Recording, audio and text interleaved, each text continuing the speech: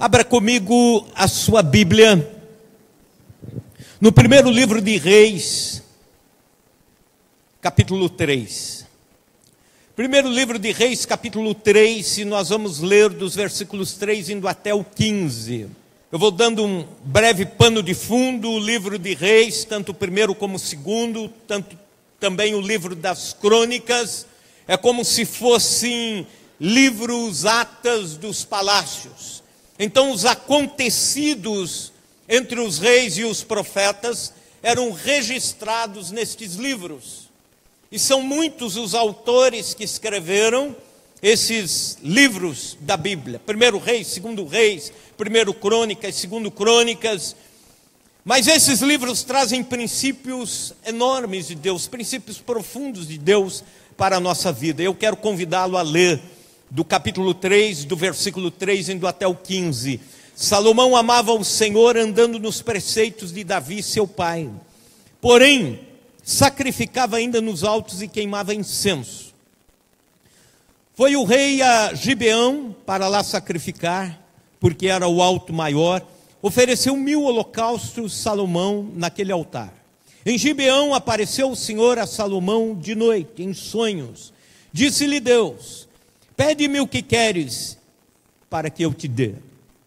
Respondeu Salomão: de grande benevolência usastes para com meu pai, para com teu servo Davi, meu pai, porque ele andou contigo em fidelidade, em justiça, em retidão de coração. Perante a tua face mantiveste-lhe esta grande benevolência e lhe deste um filho que se assentasse no seu trono, como hoje se vê. Agora, pois, ó Senhor, meu Deus, tu fizeste reinar teu servo em lugar de Davi, meu pai. Não passo de uma criança, não sei como conduzir-me. Teu servo está no meio do teu povo que elegeste, povo grande, tão numeroso, que se não pode contar. Dá, pois, ao teu servo coração compreensivo para julgar o teu povo, para que prudentemente discirna entre o bem e o mal. Pois quem poderia julgar a este grande povo? Essas palavras agradaram ao Senhor por haver Salomão pedido tal coisa. Disse-lhe Deus: já que pediste esta coisa, e não pediste longevidade, nem riquezas, nem morte de teus inimigos, mas pediste entendimento para discernires o que é justo, eis que faço segundo as tuas palavras. Dou-te coração sábio e inteligente, de maneira que antes de ti não houve teu igual, nem depois de ti o haverá. Também, até o que não pediste eu te dou, tanto riqueza como glória, que não haja teu igual entre os reis por todos os teus dias. Se andares nos meus caminhos e guardares os meus estatutos, os meus mandamentos, como mandou Davi, teu pai, prolongarei os teus dias. Despertou Salomão, e eis que era um sonho. Veio a Jerusalém, pôs-se perante a arca da aliança do Senhor, ofereceu holocaustos, apresentou ofertas pacíficas e deu um banquete a todos os seus oficiais.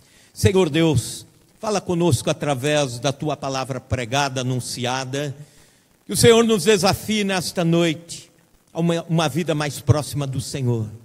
Que saiamos daqui hoje à noite mais crentes em ti, Senhor, mais talhados, trabalhados por ti, em nome de Jesus. Amém. Entre a importância e a significância, é sobre isso que eu quero falar nesta noite. Pois bem, desde a nossa tenra infância, nós aprendemos a admirar os nossos heróis e a desconsiderar as suas falhas de caráter, os seus hábitos malfazejos, as suas mazelas espirituais. Na história da humanidade, por exemplo, os livros e documentários só contam as glórias e os lauréis de Mozart, Beethoven, Einstein, Abraham Lincoln.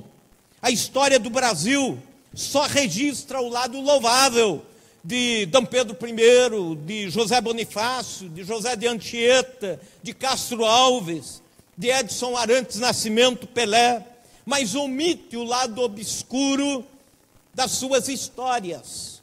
A história do cristianismo, da mesma forma, só registra os feitos honrosos de Martinho Lutero, de João Calvino, de Charles Spurgeon, de Martin Luther King e assim por diante, mas varre para baixo do tapete as manchas, os lapsos, as desonras dessas personalidades. Mas quando vamos para a Bíblia Sagrada, o que me impressiona é que ela não mascara, nem omite o lado frágil, o lado humano, o lado falho dos seus personagens. Mesmo aqueles melhores, mesmo os profetas e os apóstolos.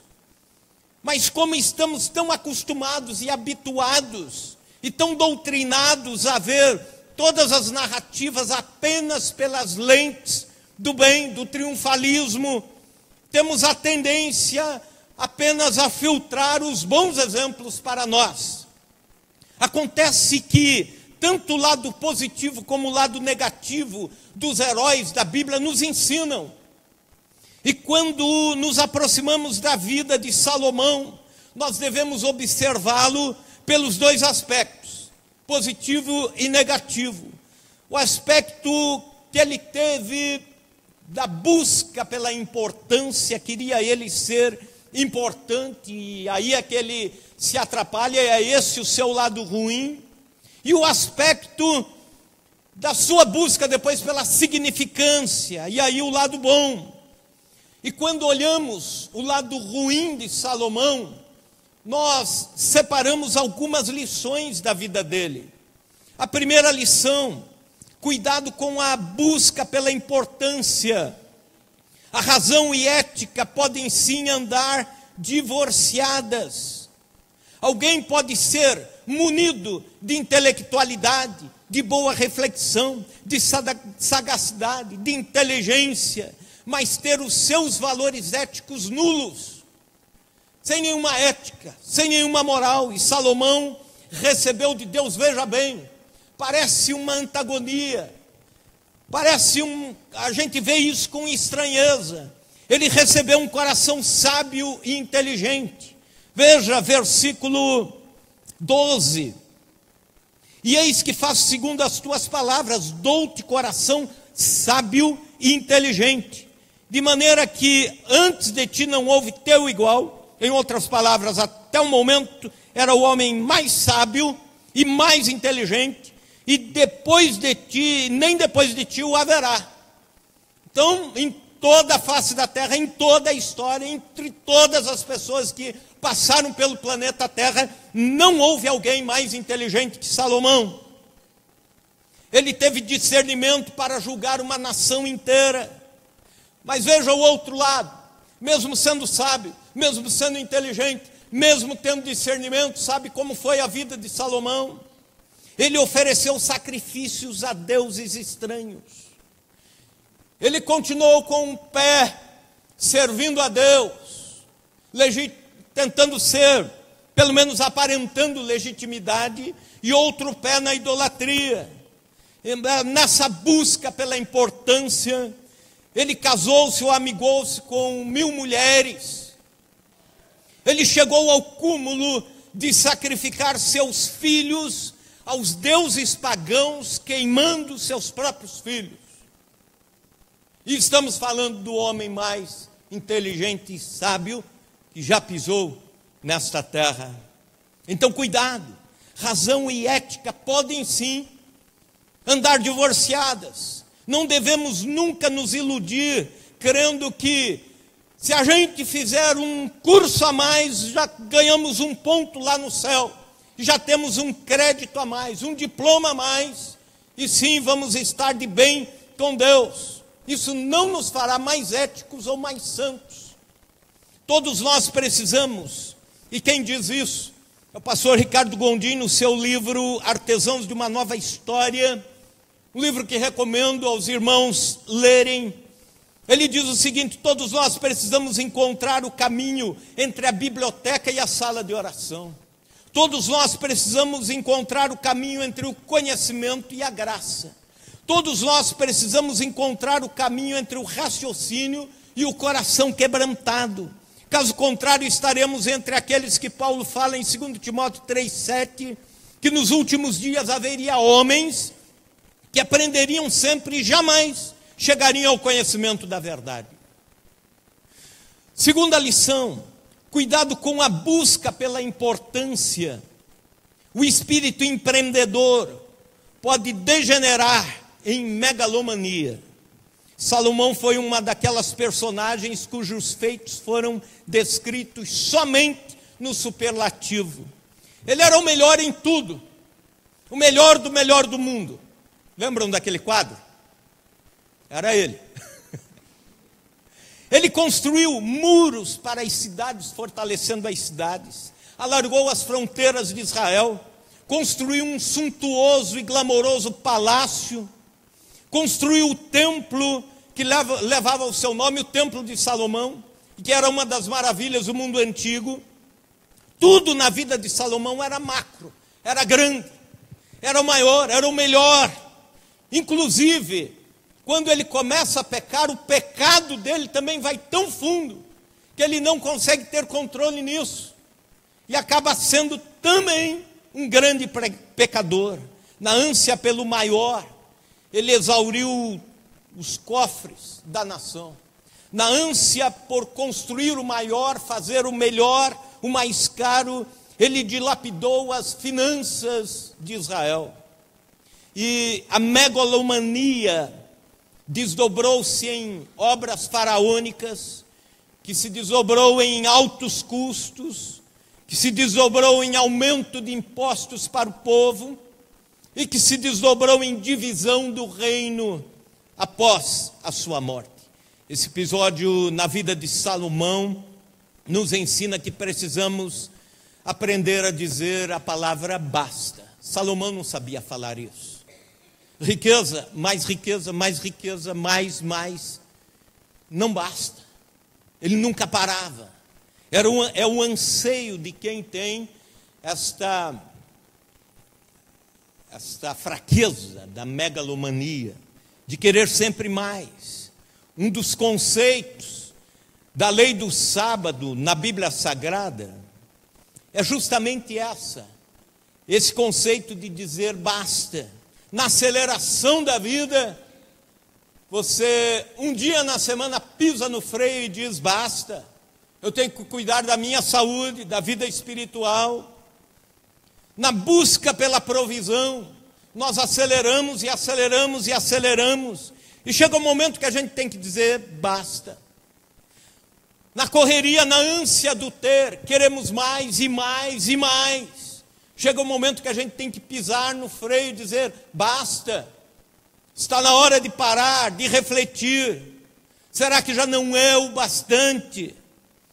Na ascensão profissional, um momento em que temos que dizer basta. No crescimento ministerial, há um momento que a gente tem que dizer basta. Sou amigo de um pastor que ele, tendo ciência disso, ele disse certa vez, ô Copesca, na nossa igreja nós temos a seguinte estratégia: nós não queremos ser uma mega igreja, não queremos ser uma igreja muito grande, mas nós fazemos assim, quando a igreja vai chegando no número X de membros, e ele diz, quando vai chegando nos 700 membros, nós abrimos uma congregação. Aí a igreja vai crescendo um pouquinho mais, vai chegando lá de volta, abrimos outra congregação.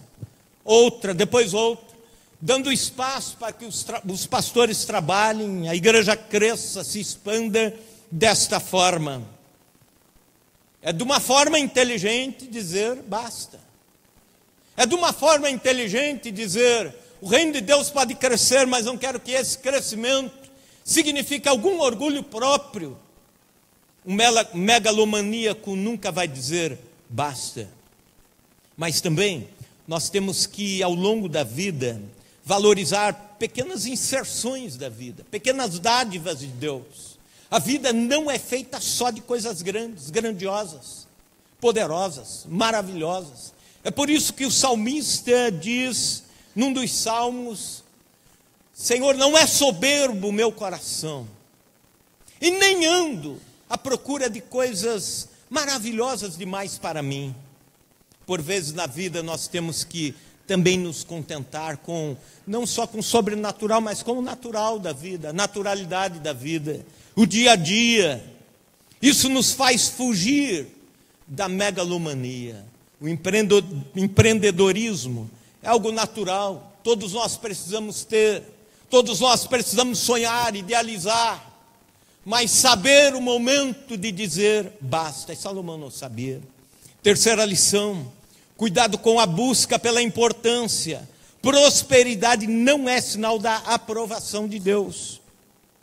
Pessoas que buscam ser importantes sempre estão narrando suas conquistas de sucesso e prosperidade financeira. E sucesso financeiro não significa necessariamente bênção de Deus. Não se interligam necessariamente. Essa é uma chamada teologia, ela é forçosa. Ela não tem o amparo bíblico, as coligações entre pensamentos e textos bíblicos. Alguns deles apenas tirados ao léu, arbitrariamente. Mas o reinado de Salomão foi próspero mais do que de todos os outros reis. E quem sabe quem observava Salomão de longe diria o seguinte: ele está debaixo da bênção de Deus. Deus está abençoando Salomão.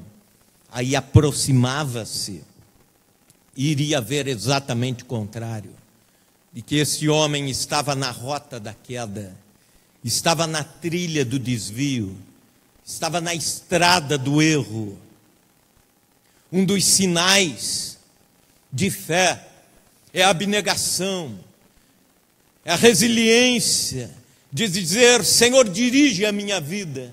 Senhor, dirige de uma forma que o Senhor mesmo coordene e diga o quanto eu preciso. Mas desde que isso não afete a minha relação contigo, nem com as pessoas. E aliás, a verdadeira fé está longe desses parâmetros, desta falsa teologia, chamada teologia da prosperidade. Quarta lição: cuidado com a busca pela importância. Os ambientes mais requintados talvez sejam os mais impiedosos. Dizem os estudiosos que Salomão escreveu Cantares de Salomão na sua juventude. Escreveu o livro de Provérbios na sua meia-idade. E na terceira idade escreveu Eclesiastes. E torna-se notório, quando você lê o livro de Cantares de Salomão, na sua juventude, que ele era puro, romântico, poético, tinha um coração de ouro, vivia longe das tramas e armadilhas. É notório quando você lê Provérbios, que ele escreve na meia-idade, que já é um livro mais lógico, mais duro. Ele já lida com as realidades mais brutas da vida. E na terceira idade, quando escreve Eclesiastes, ele já é um cínico. Ele olha a vida com sarcasmo. Isso mostra que quanto mais sofisticado, quanto mais elitizado for o sistema em que vivemos, menos leveza temos para a vida. Eu não estou dizendo que isso é uma regra, mas é quase isso. Eu não estou dizendo que sempre será assim, mas na maioria das vezes o é. Quanto mais vivemos a burocracia da vida, das conquistas, mais peso nós temos sobre os ombros, menos sorrisos abrimos, menos abraços damos. Pessoas que buscam ser importantes e não significantes farão questão sempre de dizer os lugares que frequentam, entre eles os restaurantes mais caros, ou então quanto pagam nas roupas de grife, porque isso lhes dá importância.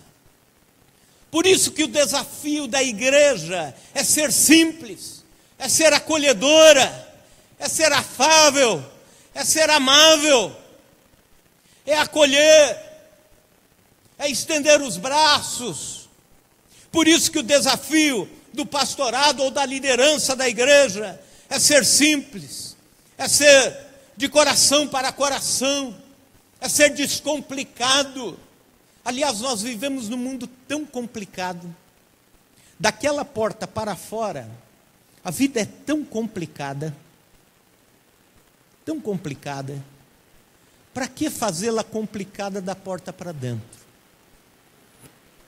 Nós temos que ser mais leves, sabe? Um cristianismo mais leve. Quinta lição, cuidado com a busca pela importância. A apostasia está mais ligada à omissão do que à escolha. Analisando as quedas de Salomão, e se você ler o livro de Reis, se você ler as crônicas, estudar a história de Salomão, você vai ver que ele não fez muitas coisas erradas por decisão do momento para o outro para fazer. Mas ele foi deixando a vida levá-lo em algumas áreas. Então não foi a queda pelo que ele fez, mas pelo que ele deixou de fazer. Ele acomodou-se à idolatria das esposas que ele tinha, que vieram de outros reinos. Ele acomodou-se a um reinado com muito dinheiro, muita grana, muito poder. Ele cruzou os braços para a vida e começou apenas a levar a vida. E aí os erros foram acontecendo e ele não tinha como impedi-los. Há uma lei na termodinâmica chamada lei da entropia, que enuncia que toda energia parada tende a desaparecer. Trazendo isso para a nossa vida se nós deixarmos as coisas como estão, elas não vão continuar como estão, elas vão piorar. Se você está sofrendo um conflito familiar e diz, eu vou deixar isso como está, que se resolve, deixa quieto que se resolve, não se resolve. Há um silêncio, mas isso vai piorando. Não estaciona, piora. Na vida cristã, se você não está feliz com a caminhada cristã, não deixa a vida te levar, não cruze os braços, faça alguma coisa, comece a orar mais, comece a buscar a Deus mais. Se deixar como está, não fica como está, piora. Piora. No ministério, não deixe como está, piora.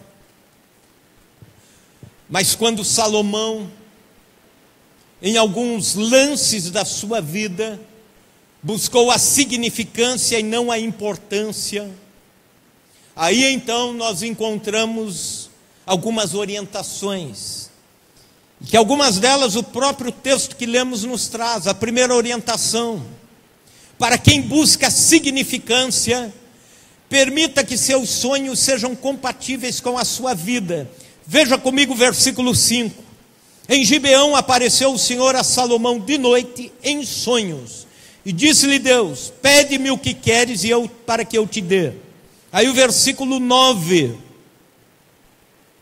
Dá, pois, ao teu servo coração compreensível para julgar o teu povo, para que prudentemente discirna entre o bem e o mal. Pois quem poderia julgar este grande povo? Deus aparece em sonho e diz a Salomão, pede o que você quer receber. E Salomão diz isso em sonho para Deus. Depois, lá no final do texto, ele acorda. E diz a Bíblia, aí ele vê que foi um sonho. Mas foi um sonho com requintes de realidade, porque isso aconteceu mesmo. E aí a gente fica perguntando, por que Deus não falou com ele acordado? Você já pensou isso? Por que Deus falou uma coisa tão importante com Salomão, através de sonho, ele dormindo, e depois para o cara ficar na dúvida no dia seguinte, se foi sonho, se foi verdade, se foi visão? E lendo sobre isso, encontrei alguém que deu uma explicação interessante. Sabe por que Deus falou uma coisa tão importante para Salomão em sonho e não acordado? Talvez conscientemente Salomão ia ter um outro tipo de diálogo com Deus. Talvez conscientemente ele ia pedir outras coisas para Deus. Talvez com palavras rebuscadas, expressões talhadas, ele ia desviar o assunto. Nosso subconsciente é mais objetivo do que o nosso consciente. Eu sei que tem irmãs psicólogas aqui, e elas podem confirmar isso depois, de que o nosso subconsciente trabalha com mais objetividade naquilo que nós precisamos do que o nosso consciente. E dormindo, você fala ou sonha o que realmente está gritando aqui dentro do seu coração, aquilo que realmente tem permeado a sua mente durante a semana, durante os últimos dias. E aí é com isso que você vai sonhar.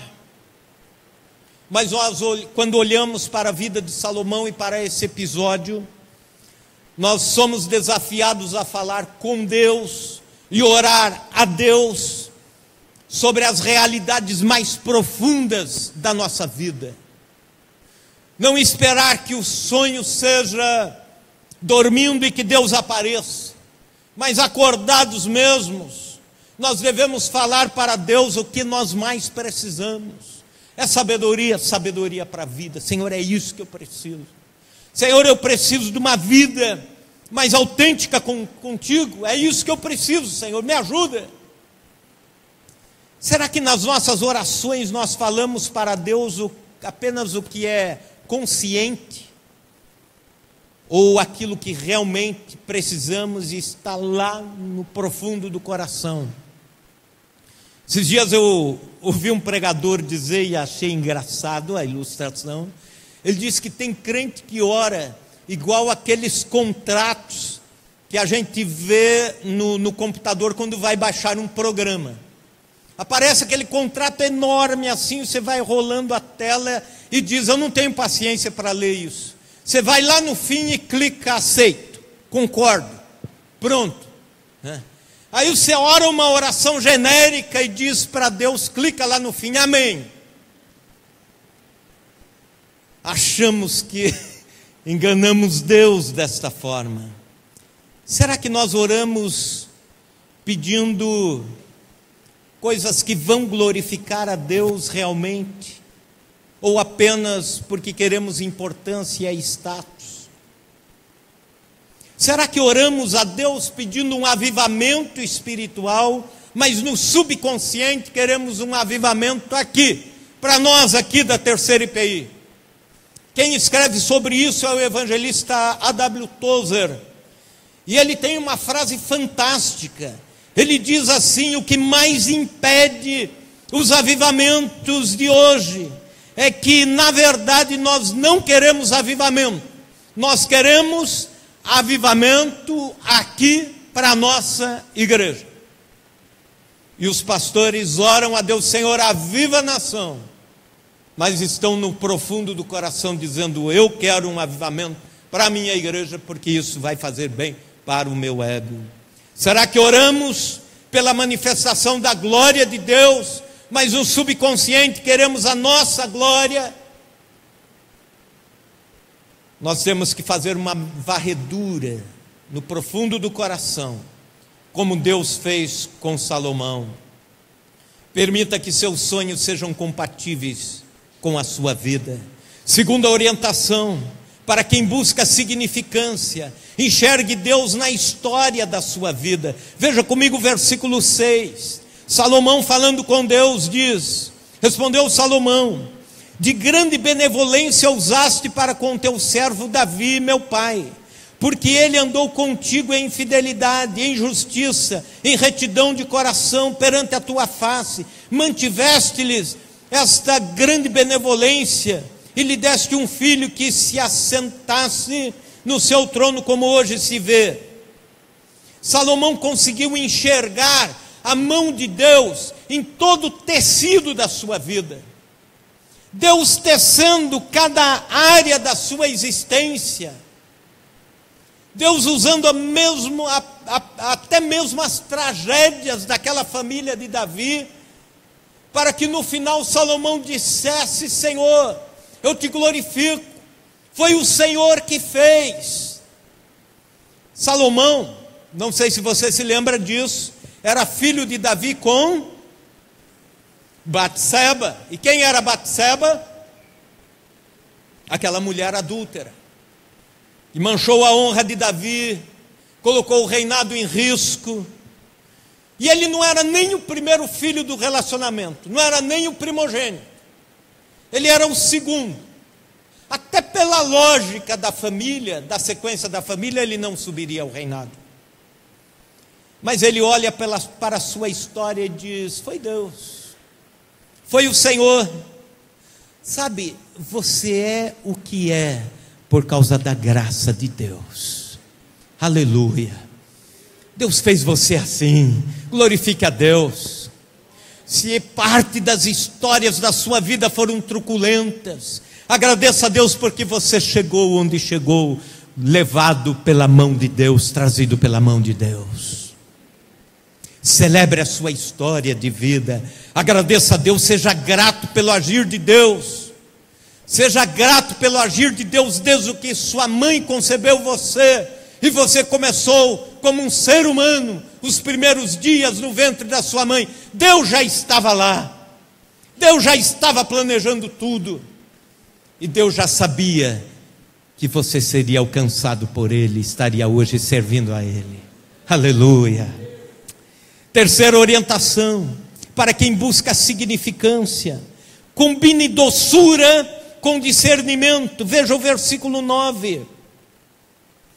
Dá, pois, ao teu servo coração compreensivo para julgar o teu povo, para que prudentemente discirna entre o bem e o mal. Pois quem poderia julgar a esse grande povo? A palavra hebraica para compreensivo tem significado de doce, terno, afável. Salomão sabia que o poder pode tirar a doçura e a ternura. O poder pode mudar o coração, pode mudar o comportamento, pode mudar os relacionamentos. Dizem os historiadores que Adolf Hitler, antes de ir para o poder e se tornar o monstro que se tornou, era um homem afável, era um homem compreensivo, que conversava, que ria, que levava uma vida normal, que tinha bons relacionamentos, que tinha um coração voltado para o sofrimento do próximo. E até por isso que ele galgou degraus maiores no partido, por causa do seu coração. Depois sobe ao poder, se torna um monstro da iniquidade. O poder pode mudar o coração. Pessoas importantes querem o poder, pessoas insignificantes podem até querer o poder, mas o poder com doçura. Essa química entre a graça e a verdade, entre discernimento e ternura, esse balanceamento entre seriedade e respeitabilidade, essa balança entre autoridade e benevolência. E Salomão pede isso para Deus. Sabe, nós vivemos numa era onde pessoas estão buscando poder para serem importantes, dinheiro para serem importantes, status para serem importantes. Lá no profundo do coração sabem que é isso, e por fora até dizem não é esse o ideal. Entregam-se a vaidades, a futilidades, em busca de fama e reconhecimento. Esses são os importantes, ou que lutam pela importância. Hollywood está cheia de gente buscando importância. A Rede Globo está cheia de gente buscando importância. Congresso Nacional está cheio de gente buscando importância. Artistas do meio gospel estão buscando importância. Uma busca incansável por fama, por grana. E nós estamos muito distantes do verdadeiro significado do cristianismo. O verdadeiro cristianismo, quando você olha para trás, você vê, estava no ensino dos apóstolos, na comunhão simples da igreja, a era dos mártires, gente que deu a vida por causa do evangelho, gente que não se importou em ser importante, mas que sabia que a sua existência tinha um significado.